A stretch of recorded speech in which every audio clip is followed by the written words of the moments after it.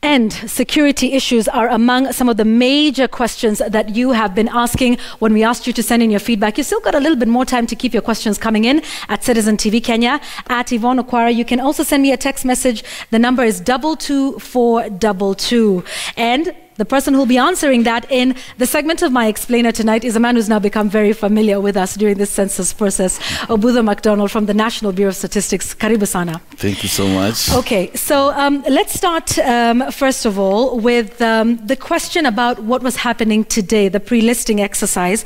I'll just read that question one more time from Titus, who was asking that there were some officials, oh, there's quite a number here. There were some officials who came to his house today. Has the census began, is what some people are asking. Tell us about the pre-listing. Oh, thank you so much, Yvonne. What happens is that there is an activity that we introduced in this census. Mm-hmm. It has not been done before. This is what we call pre-enumeration household listing. Mm-hmm. Now here, what we are doing is to establish the number of households in any given enumeration area, so that by the time we are now getting to 24th, 25th to start the actual census enumeration, we are already aware the number of households to expect. You know, we had established some numbers during the mapping process, but then changes do occur. Yeah. Now we want to deal with the actual numbers here, because you know this exercise started in 2016. Those are more than 2 years down the line. So it is kind of re-updating those areas. Now the benefit of that first is to help us get to know how the census official will be moving around within that area. If you have 89 households, you get to know that this is how I'll be able to cover it within 7 days.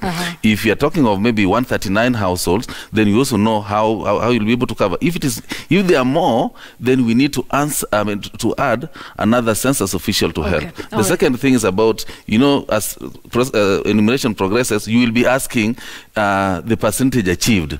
Now we'll be able to answer that one precisely, because we shall have established the denominator.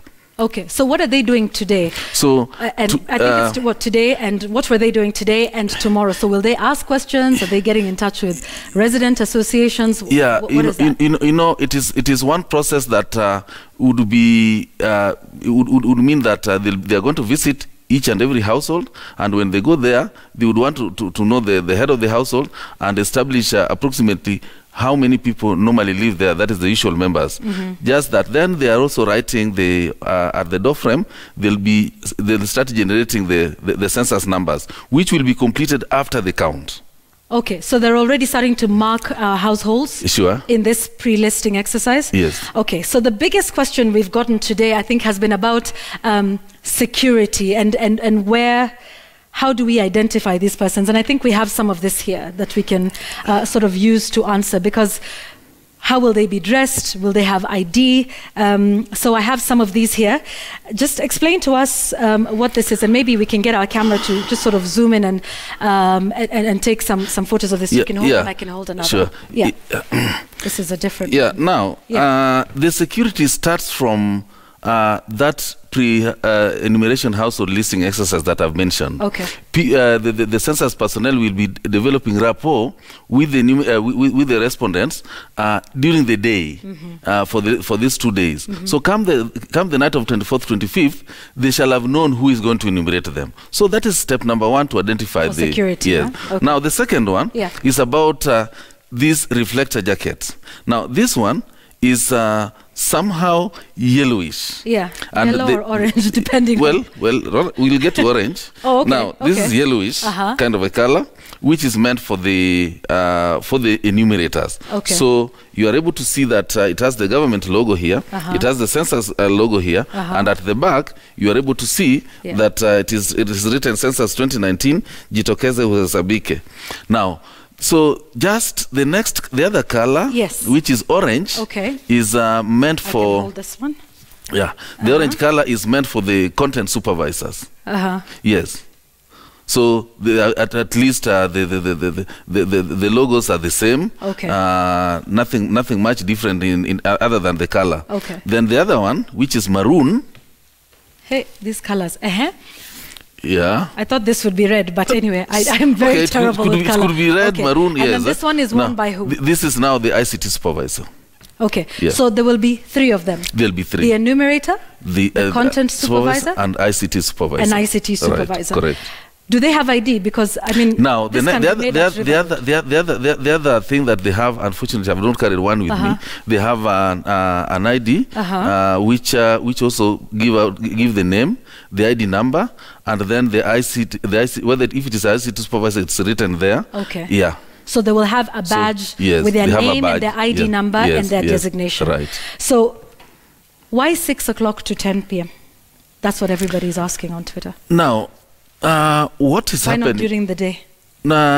Traditionally the census, when you talk of the census night, actually it should be happening at night. And if you are to go by what it should mean, then we should be doing this exercise at the middle of that night. That is in the midnight. But then we take recognition of the fact that Kenyans would also want to sleep early. You get to work, you are tired. So we are saying that those who will be spending the night within a household, if we start identifying them at 6, we'll be able to move with that process. We do not necessarily need to stop at 10 in the night. It all depends on how people receive the census official. They can push beyond that. Beyond 10 o'clock? Yes, they can push beyond 10 o'clock. Yeah. And remember, our concern is the midnight. That is the reference night. Okay. Yeah. So, 24th, you say is the reference, 24th slash 25th. 25th, right. But we are saying that this census exercise happens between 24th and 31st. So will people possibly come to my house on the 28th or the 29th or the 30th? Or is it only Saturday and Sunday night? No, it is not just Saturday and Sunday night. This process takes 7 days, and that is how we have always done it. The number of days taken would vary from one country to the other. Our neighbors in Tanzania here would take 14 days. There are countries that would take 21 days. But now, what happens is that after that first night, we will not be able to cover everybody. Right. So those who are not covered within that night, we have the following day to start covering them. And that will now be continuing on a daily basis during the daytime. But we could make some callbacks when for the households that whose members cannot be found during the day. You'll get. So let me understand this. Right. Saturday, Sunday, yes, you'll be doing enumeration 6 to 10 p.m. Or beyond. Or beyond. Or beyond, yes. You understand Kenya's concerns with you knocking my house possibly at 10 p.m. or beyond? Yeah, Yvonne, this is an exercise that is only done once in 10 years. Why can't you do it that during the day? That interruption is only one. It is the international standard. That is the international standard, which is not a Kenyan creation. But the days after the weekend, you will be enumerating the subsequent days will now be during the day. If you are to get back to somebody's household at night, then it means this is somebody who is not reachable during the day. And in fact, for such persons, we have a callback card. If you are not able to get you in your household, let's say you leave early in the morning, you just come back in the evening. So during the day we are not able to get you, then we have this card here. So you will leave this at my house? Yes, we'll leave this one, giving the census, the census personnel details and the possible day to come back and the time, so that we will be able to come back and get you, so that we make sure that everybody is counted. So this is a process that will happen throughout until the 7 31st. days. Right. There was a question about how you will be enumerating persons with disability, for example, the deaf. And will you be walking around with interpreters? Yeah. How will you deal with that? We would be flexible as per the situation. Right now we cannot tell where to get the deaf person. But even for areas where you are going to get the deaf persons, you would find members of the family who are conversant on how to communicate with the deaf. And it is not everybody who will be answering the question. It is just one member of the household who is responsible enough who would be able to provide information about the family. Well, there are households that have 2 deaf people, for example. Quite accurate, even more. Husband and wife, children, perhaps. So in such a case, we require an interpreter, which will be provided for. Okay. Sure. So you will provide for that. Yeah. So we've answered the question on security. We've answered the question on pre-listing and what they're doing today, because that's also a big one that's come up. And those who are pre-listing today and tomorrow, and maybe if anybody has not finished tomorrow, then Saturday morning.